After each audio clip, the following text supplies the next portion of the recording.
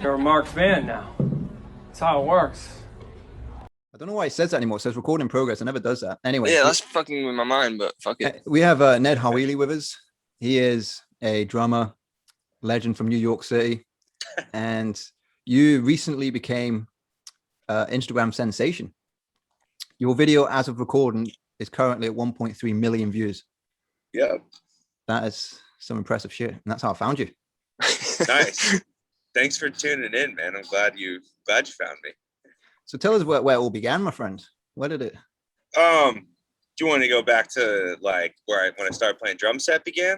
When you were born. Yeah, when you're born. No, I'm joking. Were you raised Protestant or Catholic? Episcopalian. I started playing drums like when I was 10. I think I've been playing drums for 17 years now, 27 going 28. I'm going to be real with you guys. Grew up listening to a lot of jazz and like a lot of classic rock. And I grew up with this sort of stigma, maybe from the drum set community, maybe my own, I don't know, but really kind of aggressively not liking electronic music. And so I really got into drum and bass about 3 years ago, 4 years, probably like 4 or 5 years ago now, to be quite honest. But if y'all are hip to Chemistry and Storm, I listened to Chemistry and Storm, this one tape, almost every day before I even attempted like diving into playing break beats and stuff. And really just like a little over a year ago did I start like really getting into more drum and bass from like that or the 90s stuff and attempting to play it, man. And I'm just really grateful, people are digging what I'm doing on the internet. And I mean that's the nutshell, at least. So you're just posting videos on, what's your main platform? Is it Instagram? Is it TikTok? What's your go-to? My go-to is Instagram. That was the first one that I had. And then I made a TikTok, and, that algorithm is like way more open than Instagram. So it's like, all right, I guess I got to keep posting on TikTok because seems to be going well. And I also have Twitter because some video of mine went around on Twitter and I didn't have a fucking Twitter account. And people that I should be like, know who they are like, were posting one of my videos. And I was like, shit, I gotta like get a fucking Twitter account now. I mean, I didn't set out to be like social media guy, but it did just keep falling in my lap that like, okay, it's definitely like, take it seriously to a certain extent, at least. And definitely, have a little hand on probably all those platforms. Some of your videos, like some of these are like 11-second clips, 30-second clips, but immediately I get the impression, without knowing too much about drums, I can see you're talented. I see you like you've put a lot of years have gone into this. And we've said on previous podcasts, we're talking about the 10,000 hours required to reach the level of mastery. And you become an overnight sensation, but it's taken you decades to become an overnight sensation.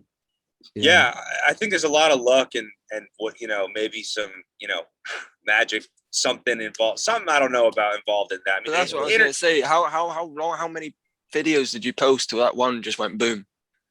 I mean, I've probably done like 400 Instagram posts in my life. Most of them shit. I used to just post like, I used to be a drummer that was just like in a lot of bands, and I was just trying to be like, okay, I hope one of them takes off, and I hope the more I'm in, the more likely I'm gonna something will happen. And so I used to just post clips of me playing in those bands like every day, day after, here's what's going on in practice, or like if I sat down to practice something, I'd try posting a little clip or something. But like I honestly, like only this past year with the pandemic and stuff that I wasn't all of a sudden in 8 groups. I was like, oh damn, I could actually like work on stuff I want to do, and maybe go a different route, instead of just being like the band drummer guy, doing your own thing.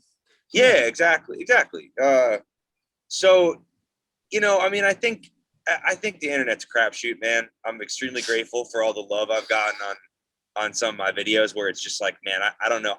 Most of the videos that have done really well I wasn't even going to post, which is crazy. You know, I mean, so what's up with that? Talk us through it then. You post this one particular video that blows up more than any of the other Anything videos. else? When did you notice it? What happened? Was it the next day? Was it right then? How It was honestly I mean, here's the chronological thing is like I posted on TikTok because I was like, fuck it, whatever. It's a 10-second clip. People have a short attention span, and like it's all right, whatever. I put it up. It got a bunch of views. I think it got like a couple 100,000 views overnight. And I was like, okay, well, I might as well post it on Instagram. And Instagram, from what I hear, like, you know, word on the street is like they're really pushing like the reels right now because of TikTok. And so I put it, you know, I just put it on there. And then, you know, a week later, it's like really getting a lot of plays. Like really, like not just like the normal, okay, yeah, they're really pushing the reels and it's getting a lot of plays. It was like at maybe 500,000. And I was like, wow, what the fuck, man? That's, again, wasn't going to post that. You know, sometimes on TikTok, I kind of think it's a little like less formal or something. I don't know. And I'm just like, whatever, I'll just post something. And like, then, you know, like my Instagram, I like it to be a little more polished, I guess, at least at this point. But kind of just like fuck thinking about all that. It's like, you know, I should do it this way. I should do it that way. And it's like, man, you know, if you think it's good enough to post, maybe just post it. Don't worry about it. And like, you know, that's what happened. Like, I don't, here's another thing. I don't want to sound like I'm rambling, but like this was left field, man. Curveball. A lot of people on TikTok duetted that 10-second video that has the 1.3 million on Instagram. They duetted that as if it was the commercial music in between Toonami shows from the 90s. I saw that, yeah. I never grew up with Toonami, man. I grew up watching like TV Land, which is like really like kind of boring as fuck old TV, and SpongeBob, which I love old SpongeBob. That's some of the most like top tier shit. Aqua Teen Hunger Force, like I watched that stuff. I watched that stuff later in life, but not when I was growing up. And like everyone's doing this thing, and I'm like, oh great, I'm becoming the fucking Toonami guy. Like, I don't want to be the cartoon guy. I don't want to be known as that. I want to be, you know, a musician, man. I don't want to be known as like the Toonami guy. And then the fucking I again didn't know this, but the fucking voice actor that did that show, he duetted it on his TikTok and his Twitter and shit. And it was like, okay, I guess there's something there with that. I made it, what bro. The hell? What the hell? But it was, I mean, that's all like very strange to me. And that's the internet. I think that's just the internet for you, man. You can't control it. You know, if I didn't want any of that to happen, which for a second I was like, man, this is kind of making me feel weird. It's like, you know, I put a video out on the internet. It's free game. You know, it's out of my hands once it's on the internet, you know? So I think that whole Toonami thing really made that video bounce around. I mean, I think there's like 200 duets on TikTok with that one video, which like, I don't even know if that's a lot, but it doesn't seem like a little amount to me. It definitely like made that shit, you know, bounce around. It's quite a daunting thing because, you know, it's only been the last sort of 10, 15 years that the whole concept of going viral has been a thing. It's in the modern discourse. And, you know, there's a lot of people who go out their way to try and become viral. I mean, by definition, going viral by actual definition is when something hits, especially on YouTube, we're talking 1 to 5 million views. That's the standard textbook definition. But we kind of use it loosely now to say like when something goes beyond your normal circle of acquaintances. Right. So you get a lot of people who do a lot of virtue signaling. They'll put like a long ass. This is one of the reasons I'm not on Facebook, but you'll see people put these long ass paragraphs that they've spent hours on. It's about something they probably don't even really believe in that much, but they put it on there. They get shares. They get share after share and applauses, and then it gets people arguing on the comment section, and then it goes after like a couple of days. It goes again, and then it's back to normal. But so, you know, I mean, I mentioned this on a previous podcast. We're talking about fucking sirens, dude. I was mentioning this on a previous podcast. We talk about the stroke system. So there was this Canadian psychiatrist called Eric Byrne, and he wrote a book in the 60s called Games People Play. And he came up with this thing called the stroke system. So he defined this back in the 60s, a sort of symbolic stroking of one central nervous system. So say you walk out your door in the morning and you say hello to your neighbor, that you've given them a stroke. And they say hello back to you. They return that stroke. Now, if you said to them, oh, how are you? Well, that's got a little bit more depth to it. So that's 2 strokes. So, you know, before the internet, you might be lucky to interact with maybe 12, 20 people in your day. That's a kind of normal amount of strokes. But now suddenly you've got Twitter, you've got Instagram, you post a picture and you get 100 likes. That's a lot of fucking strokes. But they're not real strokes. They're not real strokes compared to the actual human interaction. No, man. You've got 1.3 million strokes now. That's a lot for the central nervous system to handle. Overwhelming, brother. Turn people nutty if you're not careful. You got to keep your feet on the ground. Yeah. Brace yourself. Yeah. At least you're viral for something you love doing as well, not getting your fucking finger bit. Yeah, Fuck you, Charlie. Charlie bit my finger. Yeah. The dad tried to. You know what's funny about that? The dad tried to sell in merch. He really tried to capitalize on it. There's really something to this Charlie thing. Oh, honestly, sorry, Ned, carry on. But that was. That's okay. I don't know if I had much more to say on that. I mean, it's you don't know what's gonna happen, man. It's like you don't know what's gonna happen when you walk out the door, man. And I certainly was not, you know, like making content to go viral. Like I'm really just like, at least now I'm really trying to like, you know, just promote myself as a musician. And you know, a friend of mine said when I was talking about like, man, this Toonami thing is like making me a little, it just feels like what, how am I supposed to feel about that, man?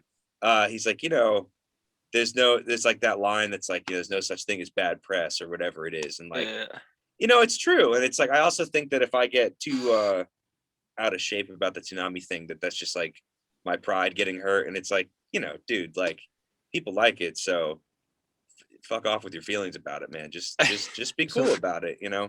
So when I added you on, I started following on Instagram, it was when we did the T-Boat podcast. So we talked about 3 weeks ago. You had 14,000 followers. So you'd already blown up by this point. Now you're on like 33,000. Yeah. And so intense. how many followers did you have before the video went off? I mean, this is kind of what happened is that I didn't post for a while.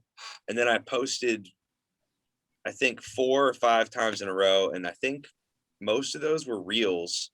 And I'm really like kind of throwing the bone to Instagram on this for pushing the reels, because all of those got a crazy amount of plays that I, you know, don't get on normal posts. And they were kind of short clips. Like, in my opinion, it's like, you know, if it's going to be short, then maybe just post it as a freaking reel, because it's probably just going to go around. The point is to like promote yourself. Right. And, you know, and then I didn't post for a while, and like those like 4 or 5 videos were all just like really bouncing around. And like, I think when I started posting those, I had like maybe 8,000 followers. And then in a couple days I had 10. And then I was kind of like, wow, sick. I hit 10K on Instagram. That's cool. And then it was like, it just started like snowballing, and it was just like, okay, guess these videos are doing really well, you know?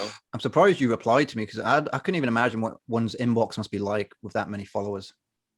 That changed my whole thing on Instagram. I mean, one, I definitely go through all of my DMs, because you never know when it's going to be something you want to do. Don't say that, Jesus. You have every fucking. Oh, you have every fucking creep. I would like to talk to you about Jesus, Ned.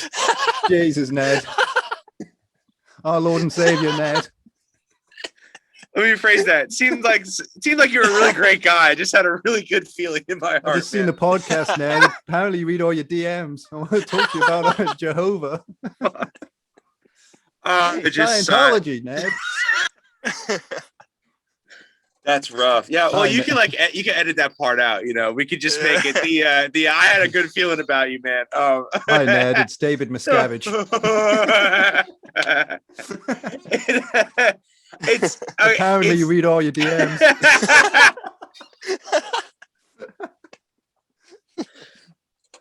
I can't really Yeah. post the memes that I used to post anymore because then people I used to use Instagram then sort it'll of snowball the other way. yes.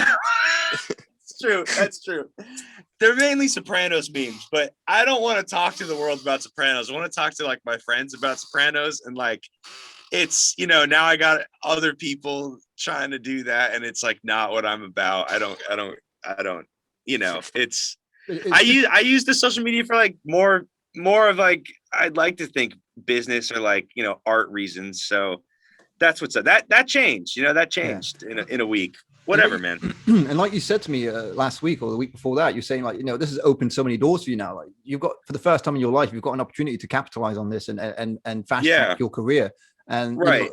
Although you said that you worked as a waiter in the past, you're doing 12-hour shifts. Yeah, 13 years in the service industry, man. Grew up. Ruined. My parents were in it. They moved to the place I grew up. They moved to because they got jobs at a restaurant, and they worked there for like 7-something years, and I ended up working there for 7 years. And then you go to the city to be an artist, and you got to get that day job. So I'm surprised you went on Hell's Kitchen, Gordon Ramsay. Me too. Honestly, me too, man. I just want to be a drummer, man. Fuck you, Ned. Get back to the kitchen. Exactly. Where's the lamb sauce? Yeah, believe me, they all talk like that. Sauce? Not just Gordon Ramsay, bro.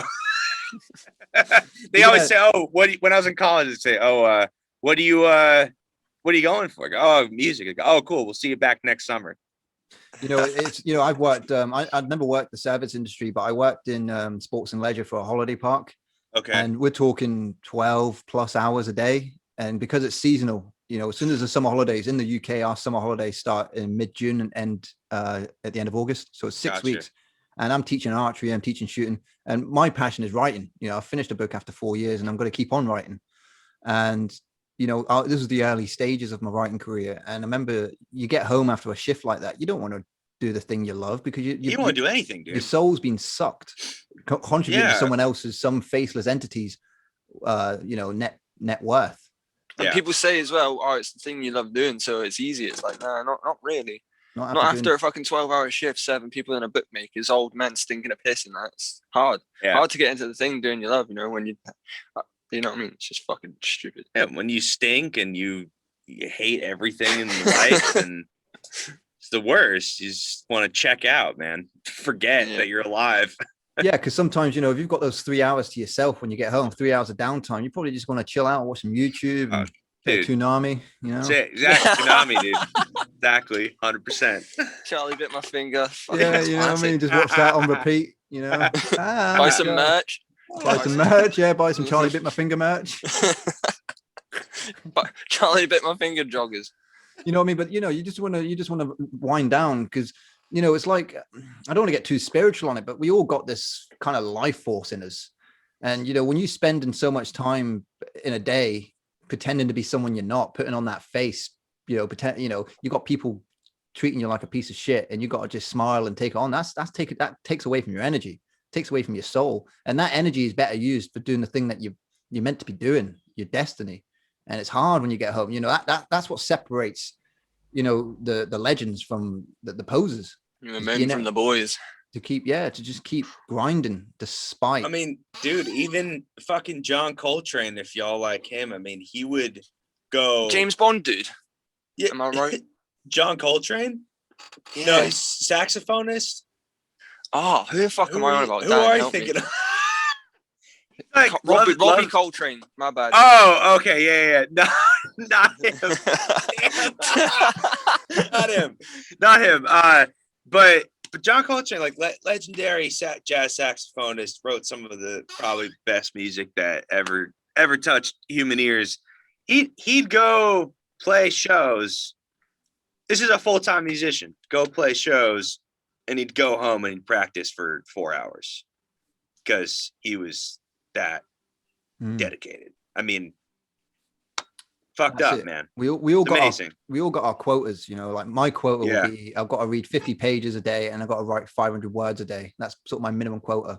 And for the most part, I'll do it because I enjoy doing it. I enjoy reading, I enjoy writing, but sometimes some days are harder than others and you got to grind it out.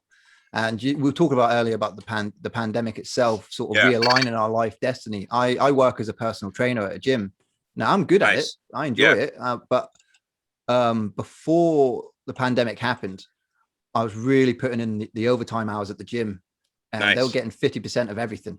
Yep. You know, so I'm putting in all these hours, coming in on my days off, coming in my downtime. I wasn't writing, wasn't really reading. And then the pandemic happened. And then I realized, hang on a minute, I don't want to do this. So the pandemic was a blessing in disguise for me, because I finished the book, and then the third lockdown happened. And that's when we started doing the podcast. It's like, no, you know what? We're just going to take a risk, because what else? We've lost everything. Well, you know what I mean? Not everything. I've got my family, I've got my friends, I've got my health. But, you know, what I thought I was supposed to be doing, that's gone now. It's like, now it's time to fucking take a risk, because there were so many people amongst us that are resentful and bitter because they never took that chance. And there are so many talented people out there that we know that just are burned out now. They're just losers because they never took that chance.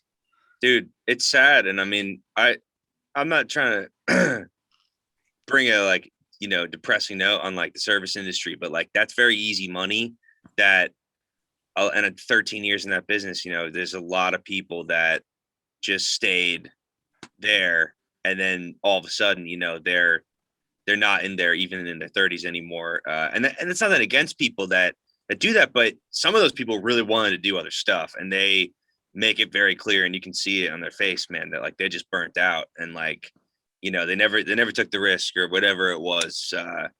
And I mean, I'm sure there's people like that in every industry, but that's just the one that I've been involved in, you know, the most in my life. It's and rough, man. You know, there was a Jim Carrey speech. I think he graduated at some place. It was 2014. Okay. And he talks about his own father, and he says that his father was a very good jazz musician, and he was I think he was a bit of a comedian in himself. Okay. But he decided to make a conservative decision and settle down, and that killed him. That killed him on the inside. And he then later got made redundant from that conservative job. And he says, you know, you can fail at what you don't love, so you might as well just take a chance and do what you know. And Jim Carrey did that, and look at what happened to him. You know, Dumb and Dumber, The Mask, Ace Ventura. Ace Ventura is fun. It's on Netflix at the moment in the UK. And is it really? Yeah, I love every second of it. This might be controversial, but I prefer When Nature Calls. That's fair enough, dude. Okay, that's fine. Yeah. I mean, they're both great. Fucking When Nature Calls, I remember it more fondly. For some reason. Have you ever heard Miles Davis? I love Miles Davis, man. Yeah. Do you like jazz, hip hop infused jazz? Like Diggable Planets? I love all that. My dad is a huge jazz head, and I definitely grew up listening to that stuff. Heavy, man. Heavy. You ever heard the hip hop group Jazz Liberators? Maybe, I don't know. It sounds familiar. They're a French group. They're a French group. Mm-hmm. And yeah, great. Send me something, man. I'd love to check it out. Sure. What about neo soul? I'm a big fan of neo soul music. Yeah. Mm-hmm. I'm a fan. It's good to engage in mindless activities. You know, if I'm reading, if I'm writing, I'll have a bit of neo soul, chill hop in the background. Yeah, cool, yeah, for sure. But it depends on what mindset you're in, you know. Yeah. I mean, your drum and bass music, like I said, it just takes me back to. I mean, I've always known about drum and bass. I've always known about techno because we're born in '92, so we grew up with that, you know. But when it really kind of resonated with me was in 2008, back in the MySpace days. So back in the MySpace days, you could have a theme tune on your profile. And I had a friend called Miles, and Miles is a drum and bass artist himself, and he had Danny Bird playing. I can't remember the name of the song. Shock Out, I think it was called. Okay. And it's a fucking great tune. And that's what got me into it. Next thing you know, I'm listening to Nausea, Logistics, Scientific, all them. And that was it. I stopped listening to rock music for a little while. That was all about drum and bass. That was all about. Yeah. And then dubstep followed in the 2012s. Oh, fuck that. I know. It's gone now. Skrillex was big at the time, you know. Skrillex was big. Yeah. I remember in 2011 or 2012, a friend of mine in high school who was a producer, like sitting me down. We both skipped class and went to the computers in the library, and he just sat me down and he was like, "This is the history of dubstep." And I'm pretty sure we were probably just both, you know, kind of smacked at school, just like, and I was like, okay, man, whatever. And you know, I sat there and listened to it, and it was kind of funny, but I still, I don't want to say, you know, I don't want to write off dubstep. Maybe I just haven't like really heard stuff that I like yet. It's an acquired taste. I get it. Yeah. I mean, I'm slowly making my way through a lot of electronic music, man. I mean, the first electronic music I ever really got into was Flying Lotus. I mean, he's definitely an electronic musician. I think that's definitely not what people think of when they think of like electronic music. They think no, of it's just like similar to Bonobo. I think that's how you pronounce it. Maybe I don't know that. But they're quite electronic, but they're chill as well. They have a lot of like bells and stuff. Yeah, I mean, he's like super close to like more so like Dilla vibes and stuff than like and hip hop and stuff, as opposed to break beats and house and all that. But like that was the first like electronic musician that I was like, man, sick, that's dope. And now really getting into a lot of like stuff that isn't just the early 90s like breaks. I'm like, wow, I think you guys over there in the UK had way more of an ear for this stuff. And like I'm listening to stuff that like sounds kind of similar to Flying Lotus, that was like from 15 years before he was like really prominent and shit. And like kind of like it's just interesting like being American and like the different sides of the world got like different ears, different things going on, different times. And like, culturally we bounce off one another. It's like with punk music, we started with the Sex Pistols in the UK and the Ramones in the US. Right. Yeah. Exactly. Dude, so sick anecdote, I think, is that my first drum teacher was in a band with Joey Ramone's brother. He went by the stage name Mickey Lee, I think.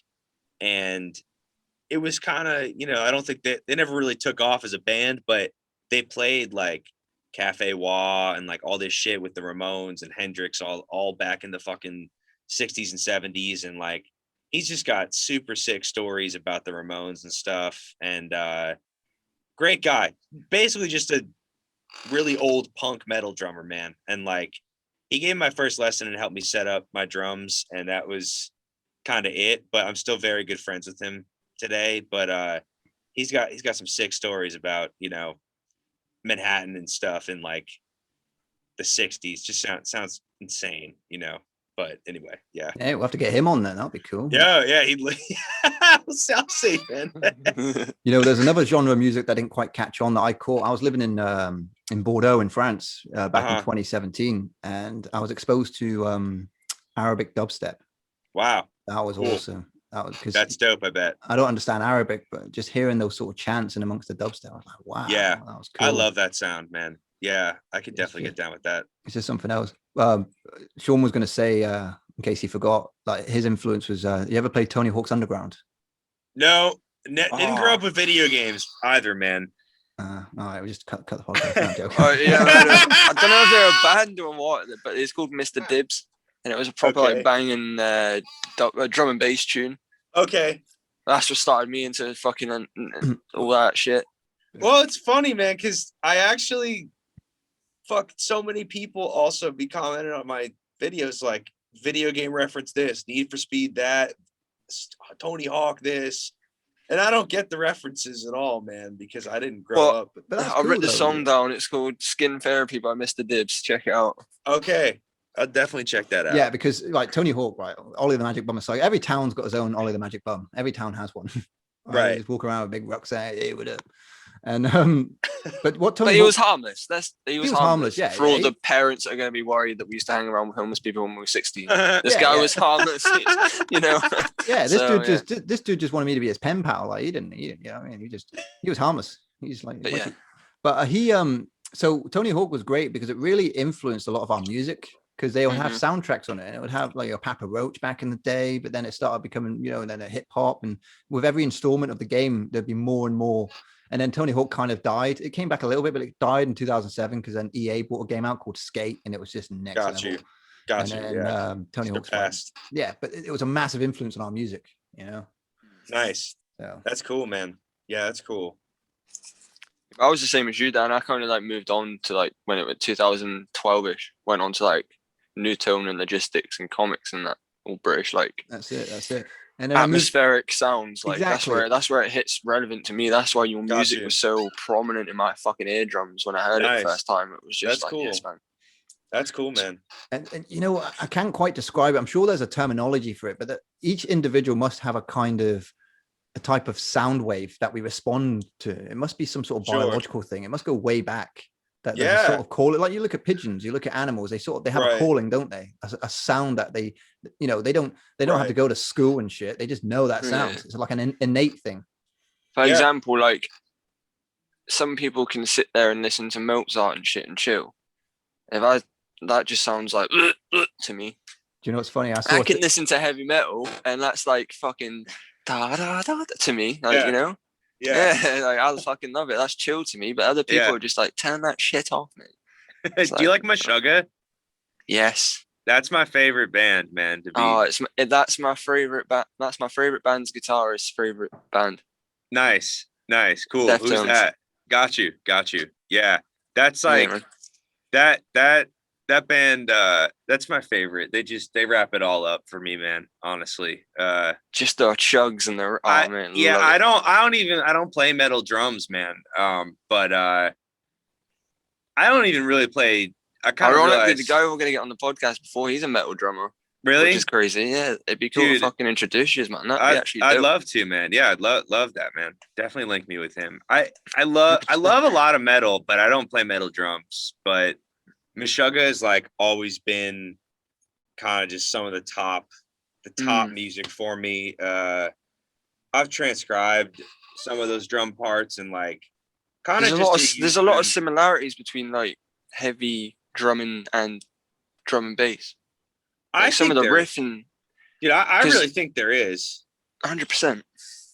A lot of that. I mean, some of that double kick stuff, like some of that blast beat stuff, is very much like that's sporadically thrown into break beats, man. You know,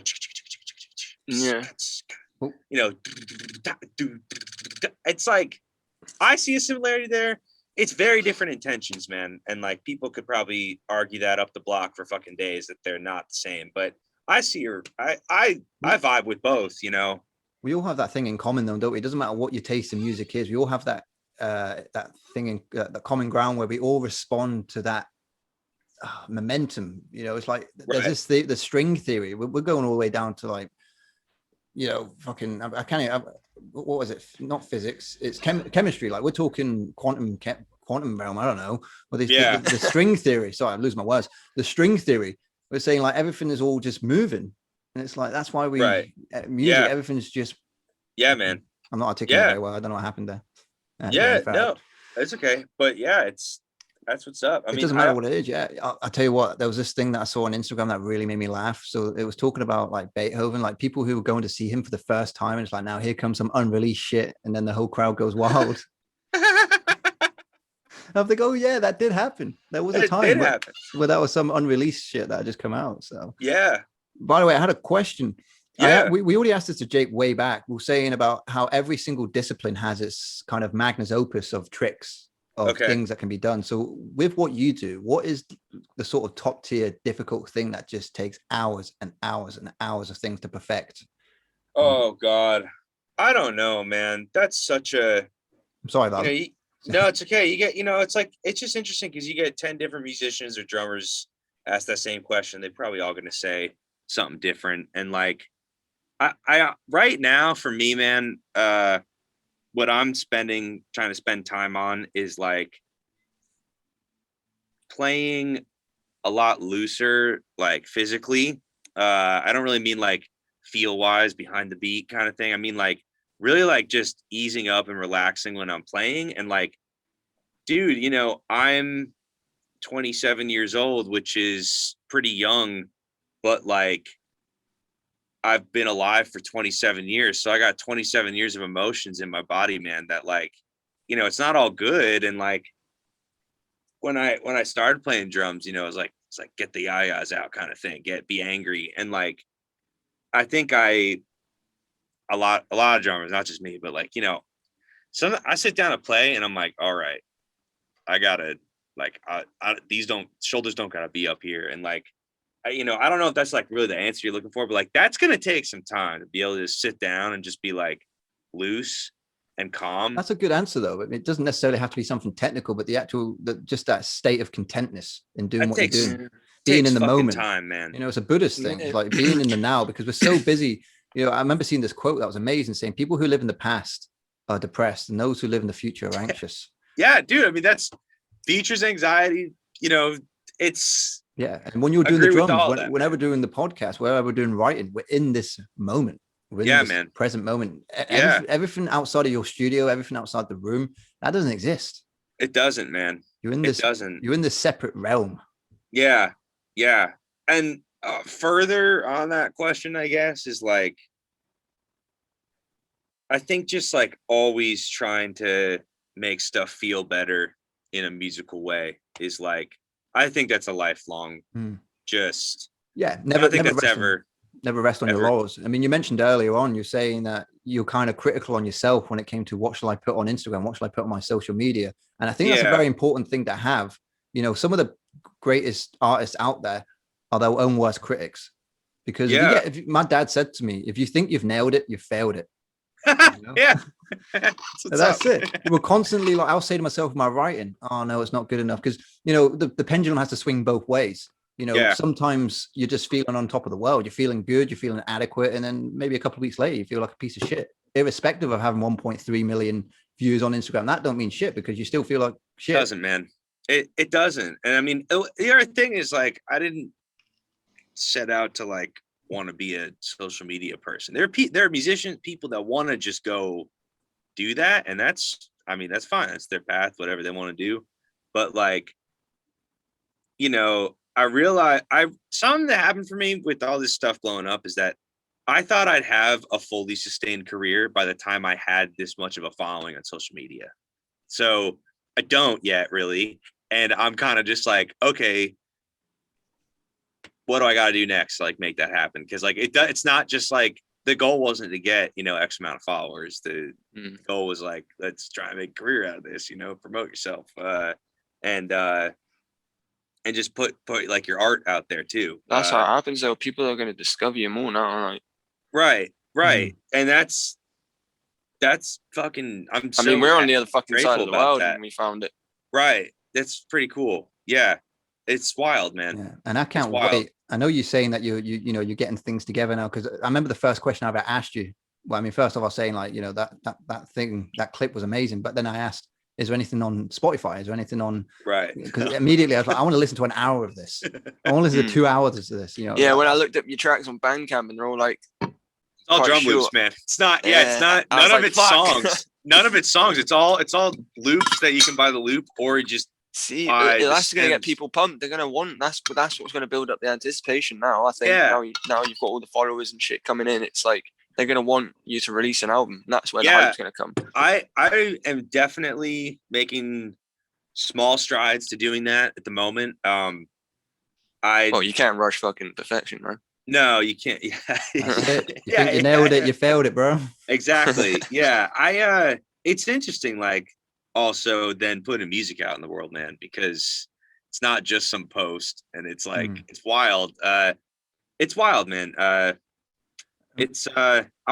like it to be different than just a longer version of my posts, and I'd like it to like feel a little music has to tell a story as well, doesn't it? You go back in the day, albums were, it wasn't just individual songs, but narrative, man. It was the whole way through. Yeah, man. Oh my God. Yeah. You'd have an intro, you'd have the songs, you'd have the outro.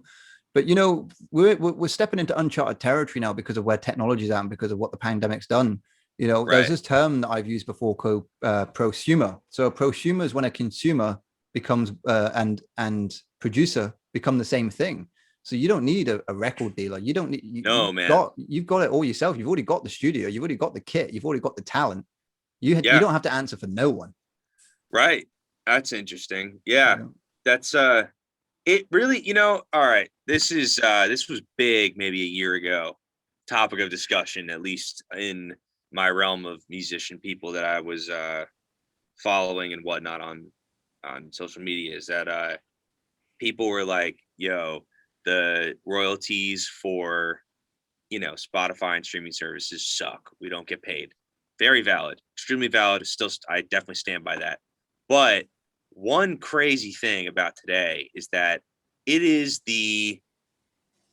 what's the word? It's like, if you want to release your own music and keep doing that, this is the time in the history of releasing music that is completely possible from like your fucking bedroom, man.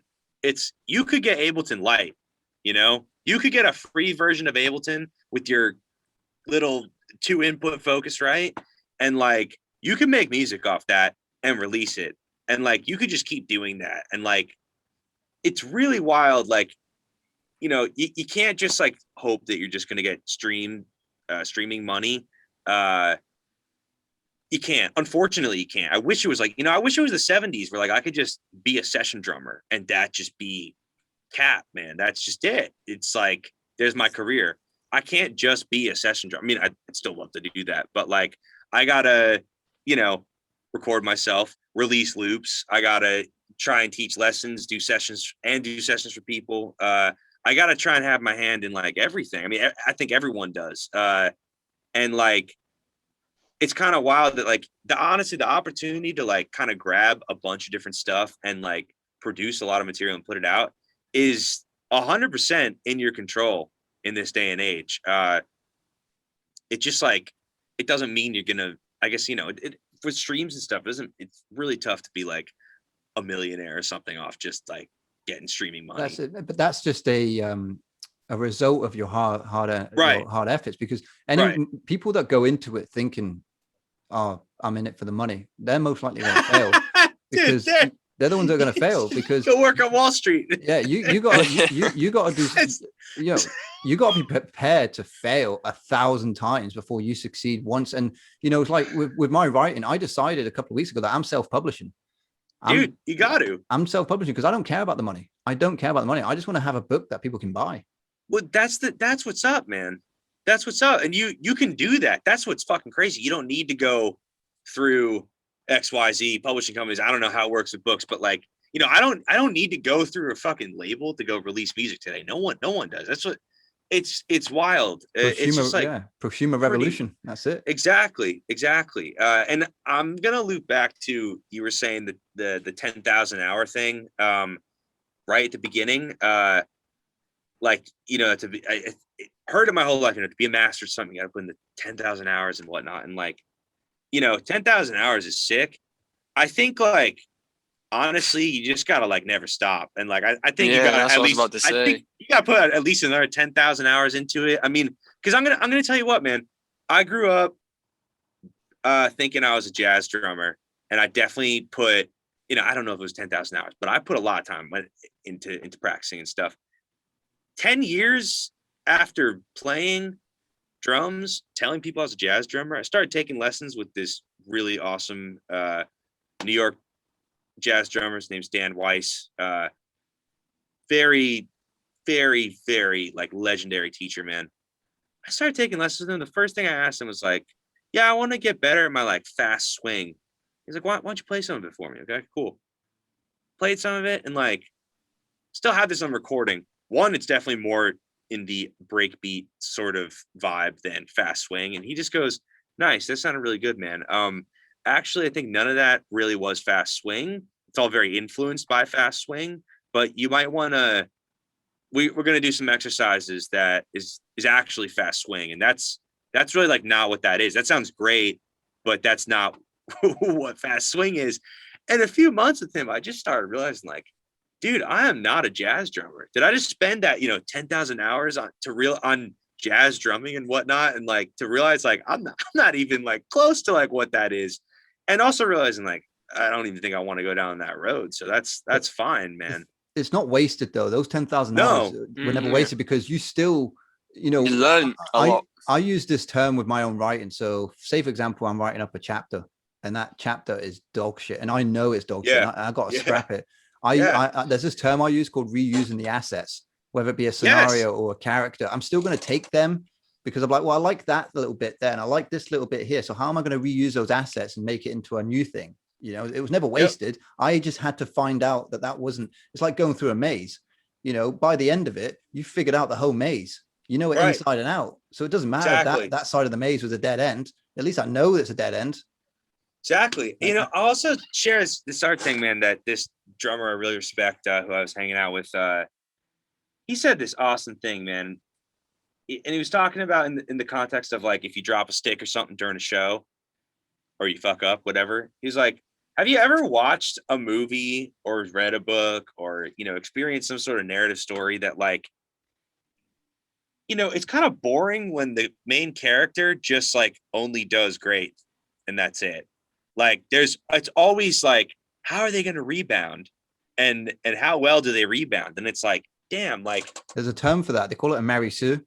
So okay. Mary Sue, I mean, and you know, more often than not, sometimes they associate with just females, but I use it across the board. I use it with any character. They're a Mary Sue. They're just perfect.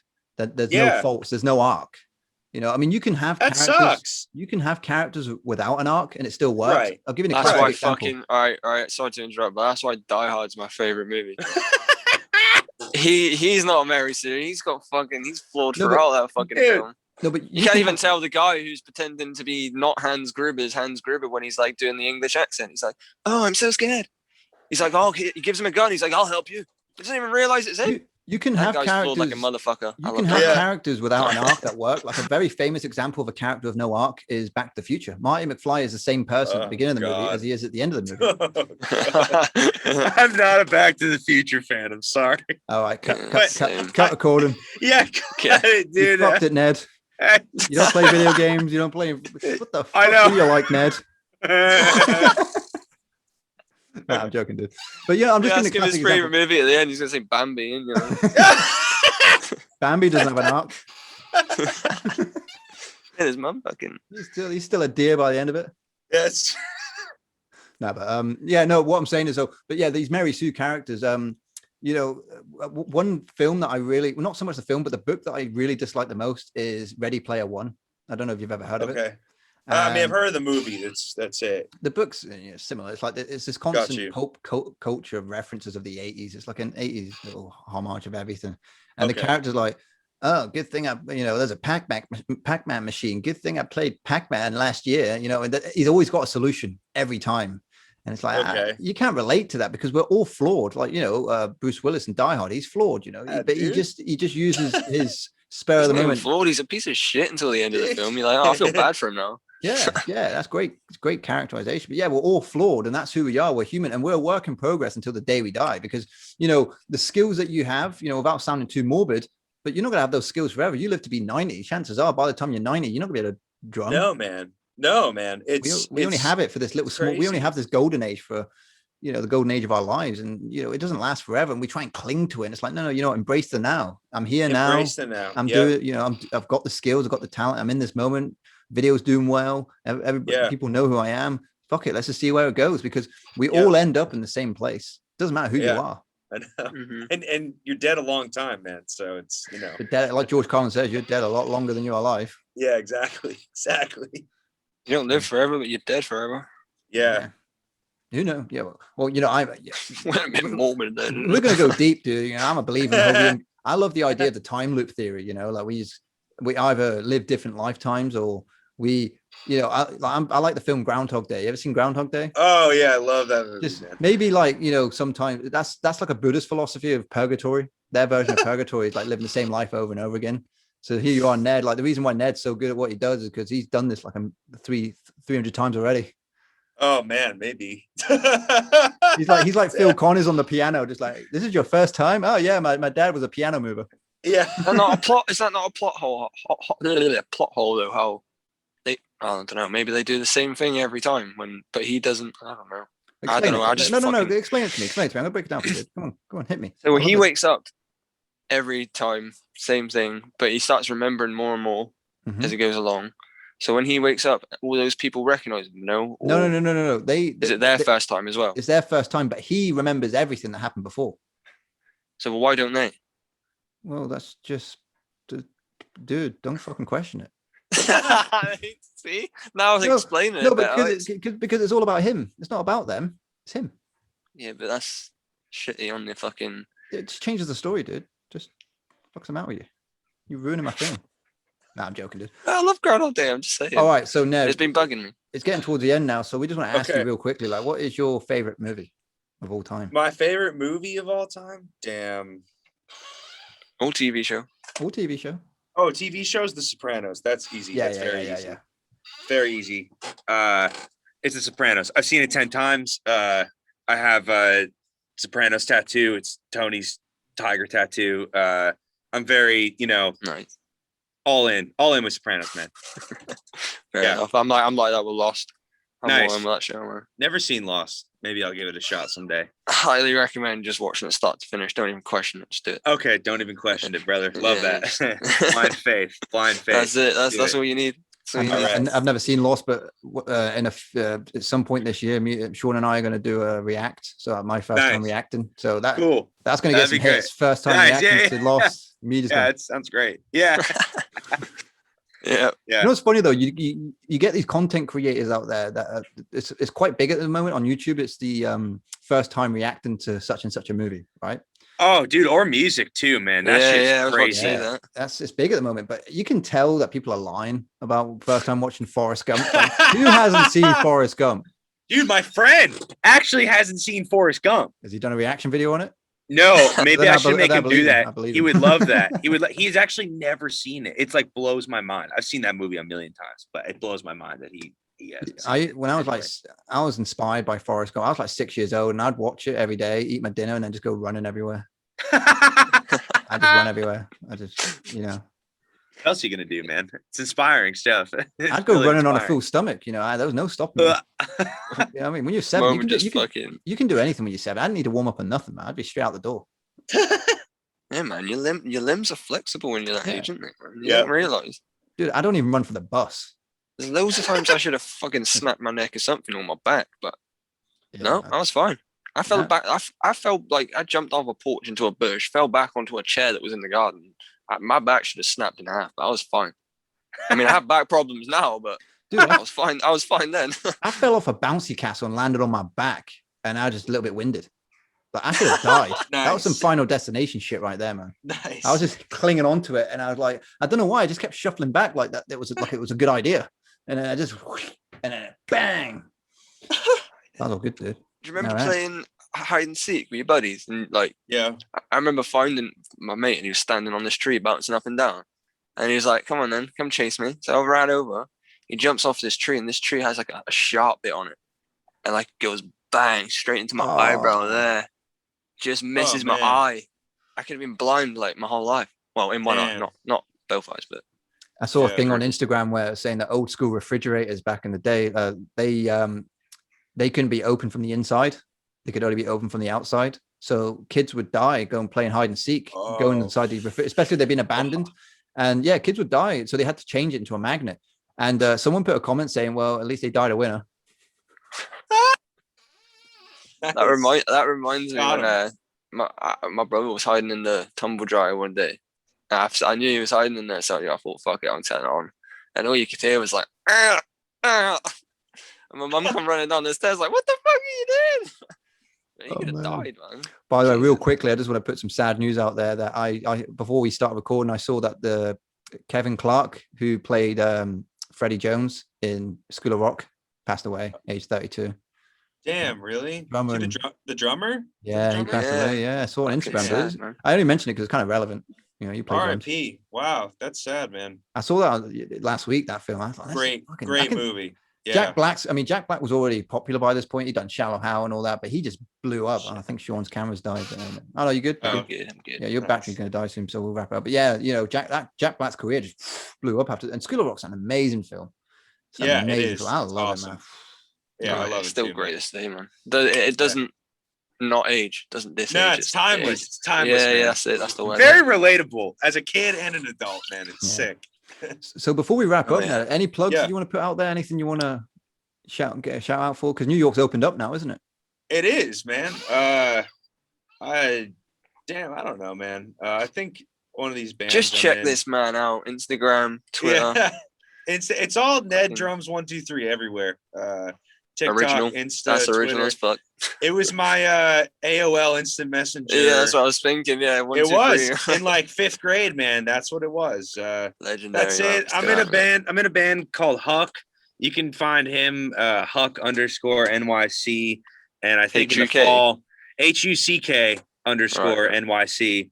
I think we're gonna start playing a lot again in the fall. We were on a roll before the pandemic, so it's a great live show, man. It's just good music, like kind of just feel good music in my opinion. But kind of like bedroom pop, like hip hop influence, funk influenced, good ass music. You can find him on all streaming platforms just as Huck. But that's what's looking for the fall, man. That's what's looking for the fall. Summer, I don't know how much performing is going to go on, but it seems like it's opening back up. Well, like I said, you're in uncharted territory now, man. So anything goes. Anything goes, man. And stay in touch, man. It's good seeing you doing all these new things. And we'd love to have you back on, man. If you ever want to do and come back on, you've got an album coming out, give us a shout and we'll get you on. Appreciate that. Discuss it. Appreciate you guys even reaching out, man. I really appreciate it. You're awesome, man.